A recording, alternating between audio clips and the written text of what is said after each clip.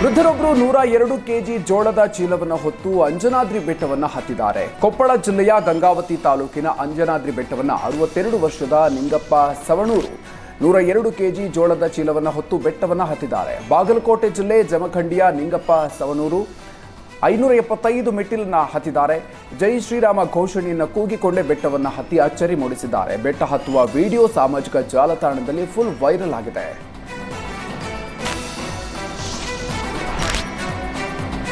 ವಿಜಯನಗರ ಜಿಲ್ಲೆಯ ಹೊಸಪೇಟೆಯ ಸೊಸೈಟಿ ಬಳಿ ರಸಗೊಬ್ಬರಕ್ಕಾಗಿ ನೂಕುನುಗ್ಗಲು ನಡೆದಿದೆ. 280 ರೂಪಾಯಿಯಂತೆ ಒಂದು ಚೀಲ ರಸಗೊಬ್ಬರವನ್ನು ಸೊಸೈಟಿಯಲ್ಲಿ ನೀಡಲಾಗ್ತಾ ಇದೆ. 9,000 ಚೀಲಕ್ಕೆ ಬೇಡಿಕೆ ಇದೆ. ಆದರೆ ಕೇವಲ 450 ಚೀಲ ಮಾತ್ರ ಬಂದಿದ್ದರಿಂದ ಸಮಸ್ಯೆ ಹೆಚ್ಚಾಗಿದೆ. 150 ಜನ ರೈತರಿಗೆ ತಲಾ 3 ಚೀಲ ಗೊಬ್ಬರ ಕೊಟ್ಟು ಸೊಸೈಟಿ ಕಳಿಸಿದೆ. ತಲಾ ಒಬ್ಬರಿಗೆ 10 ಚೀಲ ಯೂರಿಯಾ ಗೊಬ್ಬರ ಬೇಕಿತ್ತು. ಆದರೆ 150 ಜನರಿಗೆ ತಲಾ 3 ಚೀಲ ಗೊಬ್ಬರವನ್ನು ನೀಡಿದ್ದಾರೆ. ಸಮರ್ಪಕ ರಸಗೊಬ್ಬರ ನೀಡದ ಹಿನ್ನೆಲೆ ಸರ್ಕಾರಕ್ಕೆ ರೈತರು ಹಿಡಿ ಶಾಪ ಹಾಕ್ತಿದ್ದಾರೆ. ರಸಗೊಬ್ಬರ ಕೊರತೆ ಇಲ್ಲ ಎನ್ನುವ ಜಿಲ್ಲಾಡಳಿತ ರೈತರ ಪರಿಸ್ಥಿತಿ ಬಂದು ನೋಡ್ಲಿ ಅಂತ ರೈತರು ಕಿಡಿಕಾರಿದ್ದಾರೆ. ಬೆಂಗಳೂರಿನಲ್ಲಿ ಬೈಕ್ ಅಡ್ಡ ಹಾಕಿ ರಾಬರಿ ಮಾಡಿದ್ದ ಆರೋಪಿಗಳನ್ನ ಕಲಾಸಿಪಾಳ್ಯ ಪೊಲೀಸರು ಬಂಧಿಸಿದ್ದಾರೆ. ಸುರೇಶ್ ಹಾಗೂ ಶಶಿಕುಮಾರ್ ಬಂಧಿತರು. ಮೇ 23ರಂದು ಕಲಾಸಿಪಾಳ್ಯ ಬಳಿ ಅರುಣಕುಮಾರ್ ಅಡ್ಡಗಟ್ಟಿ 20,000 ರಾಬರಿ ಮಾಡಿದ್ದು, ಪ್ರಕರಣ ದಾಖಲಿಸಿಕೊಂಡಿದ್ದ ಕಲಾಸಿಪಾಳ್ಯ ಇನ್ಸ್ಪೆಕ್ಟರ್ ಕಾರ್ಯಾಚರಣೆ ನಡೆಸಿ ಆರೋಪಿಗಳನ್ನು ಬಂಧನ ಮಾಡಿದ್ದಾರೆ. 9 ಲಕ್ಷ ರೂಪಾಯಿ ಮೌಲ್ಯದ 11 ಬೈಕ್ಗಳನ್ನು ವಶಕ್ಕೆ ಪಡೆದುಕೊಳ್ಳಲಾಗಿದೆ. ಬಂಧಿತರ ವಿರುದ್ಧ 11 ಕಳ್ಳತನ ಪ್ರಕರಣ ದಾಖಲಾಗಿದ್ವು. ಮಾಗಡಿ ರಸ್ತೆ, ತಾವರೆಕೆರೆ, ಬ್ಯಾಟರಾಯನಪುರ ಠಾಣೆಯಲ್ಲಿ ಪ್ರಕರಣಗಳು ದಾಖಲಾಗಿದ್ವು. ಜೂನ್ನಲ್ಲೇ ಭರ್ತಿಯಾಗಿ ದಾಖಲೆ ಸೃಷ್ಟಿಸಿದ್ದ ಕೆಆರ್ಎಸ್ ಡ್ಯಾಂ ಮತ್ತೊಂದು ದಾಖಲೆಗೆ ಕಾವೇರಿ ಹಾಗೂ ಕಬಿನಿ ಸಾಕ್ಷಿಯಾಗಿದೆ. ತಮಿಳುನಾಡಿಗೆ ಜುಲೈನಲ್ಲೇ 100 ಟಿಎಂಸಿ ನೀರು ಹರಿಸಲಾಗಿದೆ. ಜೂನ್ ಹಾಗೂ ಜುಲೈನಲ್ಲಿ ಇಷ್ಟು ಪ್ರಮಾಣದ ನೀರು ತಮಿಳುನಾಡಿಗೆ ಯಾವತ್ತೂ ಕೂಡ ಬಿಟ್ಟಿರಲಿಲ್ಲ. ಸುಪ್ರೀಂ ಕೋರ್ಟ್ ಆದೇಶದಂತೆ ವರ್ಷದಲ್ಲಿ 177.25 ಟಿಎಂಸಿ ನೀರು ಕೊಡಬೇಕಿದೆ. ಒಂದೇ ತಿಂಗಳಲ್ಲಿ ತಮಿಳುನಾಡಿಗೆ 56% ನೀರನ್ನು ಹರಿಸಲಾಗಿದೆ. ಇನ್ನು ಜೂನ್ನಲ್ಲಿ 9, ಜುಲೈನಲ್ಲಿ 31 ಟಿಎಂಸಿ ನೀರನ್ನು ಕೊಡಬೇಕಾಗಿತ್ತು. 2 ತಿಂಗಳ 60 ಟಿಎಂಸಿ ಹೆಚ್ಚುವರಿ ನೀರನ್ನು ಬಿಡುಗಡೆ ಮಾಡಲಾಗಿದೆ. ಕೆಆರ್ಎಸ್ ಹಾಗೂ ಕಬಿನಿ 2 ಜಲಾಶಯಗಳಿಂದ 100 ಟಿಎಂಸಿ ನೀರು ಬಿಡುಗಡೆ ಮಾಡಲಾಗಿದೆ. 2 ಡ್ಯಾಂ ಭರ್ತಿ ಹಿನ್ನೆಲೆ ಒಳ ಹರಿವಿನಷ್ಟೇ ಪ್ರಮಾಣದ ನೀರು ನದಿಗೆ ಬಿಡುಗಡೆ ಮಾಡಲಾಗ್ತಾ ಇದೆ. ಈ ವರ್ಷ ಕಾವೇರಿ ನೀರಿಗಾಗಿ ತಮಿಳುನಾಡಿನ ಖ್ಯಾತೆ ಇರೋದಿಲ್ಲ. ಚಿಕ್ಕಮಗಳೂರು ಜಿಲ್ಲೆ ಮೂಡಿಗೆರೆ ತಾಲೂಕಿನ ಬಣಕಲ್ ಪ್ರೌಢಶಾಲೆಯಲ್ಲಿ ಹೊಸ ಮಾದರಿಯ ತರಗತಿಗಳ ಆರಂಭಕ್ಕೆ ಮುನ್ನುಡಿ ಬರೆದಿದ್ದಾರೆ. ಲಾಸ್ಟ್ ಬೆಂಚ್ ಸ್ಟೂಡೆಂಟ್ಸ್ ಹೆಸರಿಗೆ ಮಂಗಳ ಹಾಡಲಾಗಿದೆ. ಬಣಕಲ್ ಪ್ರೌಢಶಾಲೆಯಲ್ಲಿ ವೃತ್ತಾಕಾರದಲ್ಲಿ ತರಗತಿಗಳನ್ನು ಆರಂಭಿಸಿದೆ. 8ನೇ ತರಗತಿಗೆ ಸೆಮಿ ಸರ್ಕಲ್ ತರಗತಿಗಳ ಆರಂಭಿಸಲಾಗಿದೆ.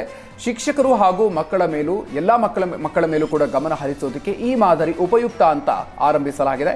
ಮಕ್ಕಳು ಶೈಕ್ಷಣಿಕ ಚಟುವಟಿಕೆಯಲ್ಲಿ ಭಾಗಿಯಾಗಿ ಚರ್ಚೆ ಗ್ರಹಿಕೆಗೆ ಈ ಮಾದರಿ ಅನುಕೂಲ ಆಗಲಿದೆ. ಹೊಸ ಪರಿಕಲ್ಪನೆಯ ತರಗತಿಗೆ ಪೋಷಕರು ಮಕ್ಕಳಲ್ಲೂ ಹುಮ್ಮಸ್ಸು ಹೆಚ್ಚಿಸಿದೆ.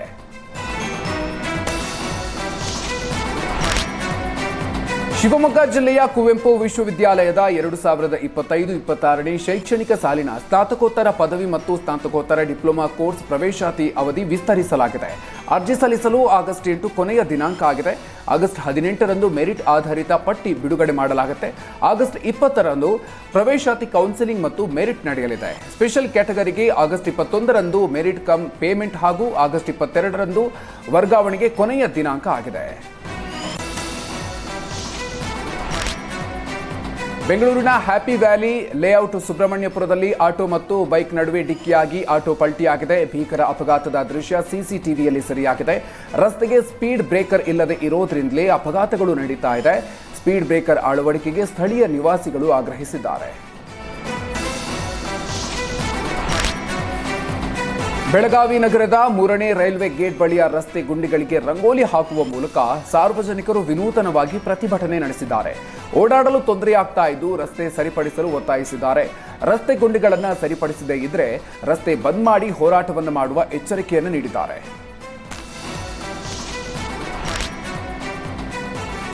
ಬೆಂಗಳೂರಿನ ಜಗನ್ನಾಥ ರಥಯಾತ್ರೆಯ ಸಂದರ್ಭದಲ್ಲಿ ಕಳ್ಳತನ ಮಾಡಿದ್ದ ಲೇಡಿ ಗ್ಯಾಂಗ್ ಅನ್ನ ಅರೆಸ್ಟ್ ಮಾಡಲಾಗಿದೆ. ಜೂನ್ 29ರಂದು ಬಾಣಸವಾಡಿಯಲ್ಲಿ 4 ಜನರ ಬಳಿ 140 ಗ್ರಾಂ ಚಿನ್ನದ ಸರವನ್ನು ಕದ್ದಿದ್ರು. ಕಟರ್ ಬಳಸಿ 4 ಜನ ಸೇರಿ ಚಿನ್ನದ ಸರವನ್ನು ಕಳ್ಳತನ ಮಾಡಿದ್ರು.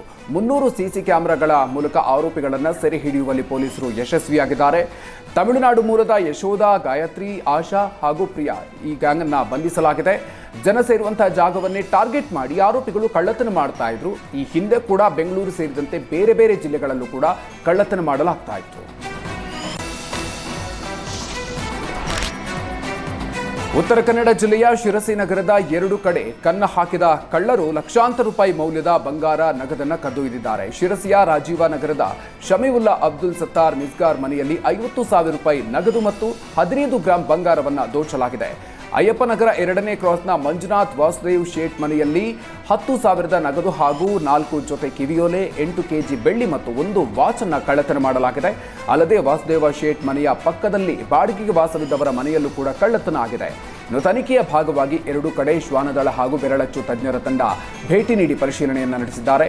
ಪಿಎಸ್ಐ ರಾಜಕುಮಾರ್ ಉಕ್ಕಲಿ ಕೂಡ ತಮ್ಮ ತನಿಖಾ ತಂಡದೊಂದಿಗೆ ಸ್ಥಳಕ್ಕೆ ಭೇಟಿ ನೀಡಿದ್ದು ತನಿಖೆ ಮುಂದುವರೆದಿದೆ.